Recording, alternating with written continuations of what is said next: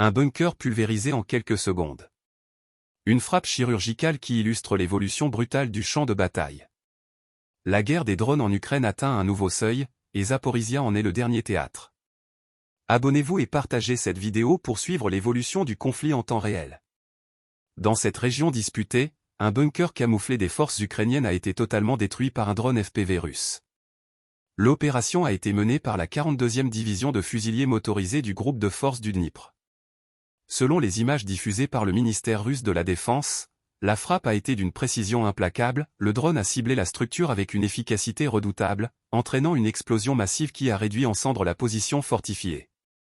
Les drones FPV, ou First Person View, sont devenus l'une des armes les plus redoutables du conflit. Capables d'être pilotés avec une extrême précision, ils transforment le champ de bataille en un terrain de chasse technologique où la vitesse et l'agilité priment sur la puissance de feu traditionnelle. Pour les forces russes, ces engins sont devenus un atout stratégique majeur.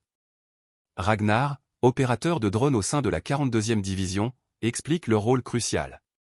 Nous accompagnons l'infanterie dans les assauts, nous frappons les positions retranchées et nous neutralisons les véhicules ennemis. Chaque drone que nous lançons est une munition guidée avec un objectif précis.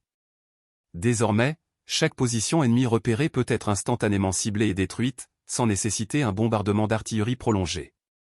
Une capacité qui redéfinit l'équilibre des forces sur le terrain. Mais Kiev n'est pas en reste. Les forces ukrainiennes utilisent elles aussi des drones kamikazes en grand nombre, avec des attaques souvent coordonnées et massives. Plusieurs rapports font état de frappes ukrainiennes similaires contre des positions russes, certaines ayant même ciblé des infrastructures stratégiques derrière les lignes de front. Ce duel technologique rappelle une réalité militaire implacable, la domination ne tient plus seulement à la supériorité numérique ou matérielle, mais aussi à la capacité d'adaptation et d'innovation. Chaque camp tente de prendre l'avantage dans cette guerre à distance où la rapidité d'exécution et la furtivité des frappes sont devenues essentielles. L'incident de Zaporizhia n'est qu'un exemple parmi tant d'autres. Des combats similaires ont lieu quotidiennement sur l'ensemble du front, où les drones remplacent peu à peu l'artillerie classique dans les frappes de précision.